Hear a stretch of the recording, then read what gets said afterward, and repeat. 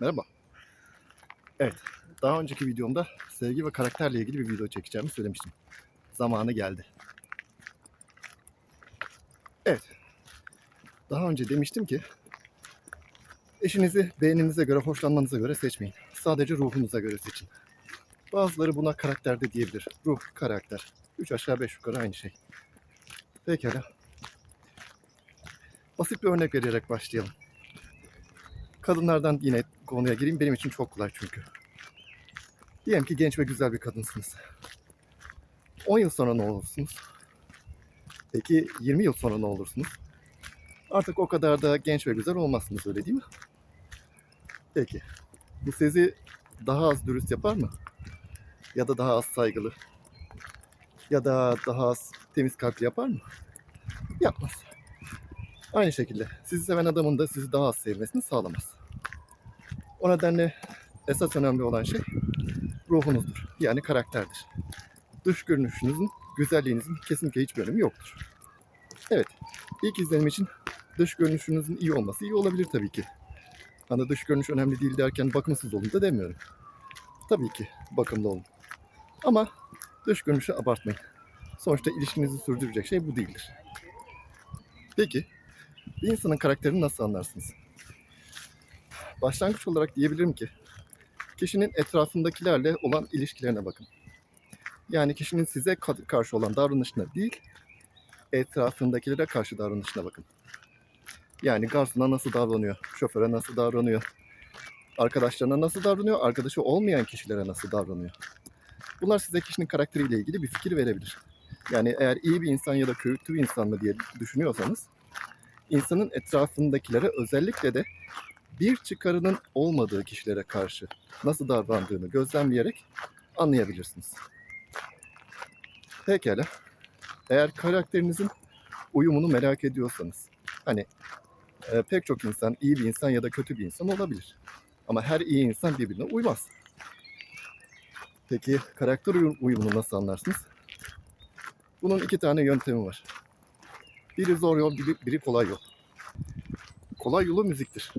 Çünkü müzik frekanstır. Eğer birisiyle aynı türde müzikleri dinliyorsanız frekanslarınız uyuşuyor demektir. Bu aynı radyo frekansını dinlemek gibidir. Yani aynı radyo kanalını dinlemek gibidir. Diyelim ki ikiniz de pop müzik seviyorsunuz. Büyük ihtimalle uyuşursunuz. Ya da ikiniz de rock müzik dinliyorsunuz. İkiniz de uyuşursunuz büyük ihtimalle. Kesinliği yok. Ama diyelim ki biriniz arabesk dinliyor, diğeri klasik müzik dinliyor. O zaman büyük ihtimalle karakteriniz farklıdır. Büyük ihtimalle anlaşamayacaksınızdır. Bir de zor yolu var. Zor yolu ise şudur. Bir insanın gerçek karakterini onunla aynı eve girmeden, onunla bir seyahate çıkmadan, işin içine para girmedikçe ya da onunla bir sırrınızı paylaşmadan anlayamazsınız. Çünkü bir insanın karakterini anlamak çok zordur.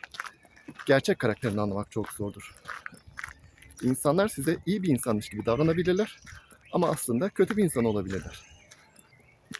O nedenle bir insanla aynı eve girdiğinizde, onunla bir seyahate çıktığınızda, onunla bir sırrınızı paylaştığınızda ya da işin içine para girdiği zaman insanın gerçek karakterini anlarsınız. Az önce verdiğim müzik örneği buna bir örnektir. Diyelim ki seyahate çıktınız. İkiniz de arabayla bir yere gidiyorsunuz. Biriniz pop müzik açmak istedi. Diğeriniz arabesk açmak istedi. Ama size bir kavga nedeni. Benim için az önce saydığım 4 yöntemden en kolay olanı paradır. Pek çok insan der ki para seni çok değiştirdi. Hayır. Para bir insanı değiştirmez. Asla. Para sadece bir insanın gerçek karakterini ortaya çıkarır. Yani daha çok bir büyüteç gibidir. Bir insanın zaten belirli bir karakteri vardır. Hiç değişmez. Ama para gibi bir şeyi büyüteç gibi üzerine tuttuğunuz zaman insanın gerçek karakterini anlamış olursunuz. Buna her iki cins için de bir örnek verebiliriz. Hem kadınlar için hem erkekler için. Hadi bir örnek vereyim. Kadının parayla ne yaptığına bakın. Kadın parayı daha çok kendi bakımına mı? Yani makyaja, elbiselere, kıyafetine ya da ne bileyim estetiğe ya da eğlenceye, gezmeye mi harcıyor? Yoksa tutumlu bir karakter mi? Parayı biraz biriktirip biraz yatırım mı yapıyor? Bu size kadının aile kurabilecek bir karakter olup olmadığı hakkında bir fikir verir. Eğlendiğinizde ya çokça gezer parayı har vurup harman savurur Yani adamın bütün servetini tüketir ya da tutumludur, aileyi çekip çevirir. Aynı zamanda bir 3-5 kuruş da kenara koyar, birikim yapar. Bu ikisi arasındaki fark size seçeceğiniz kadının karakteri hakkında bir fikir verebilir. Gelelim erkeklere. Erkeklerin de parayla ne yaptığına bakarak karakteri hakkında bir izlenim edinebilirsiniz. Diyelim ki adamın parası var ama parasını neye harcıyor? Lüks tüketime mi harcıyor? Pahalı kıyafetler, pahalı saatler, ne bileyim geziyor, tozuyor. Belki karı kıza harcıyor, belki kumar oynuyor. Değil mi? Bu size adamın karakteri hakkında bir fikir verir.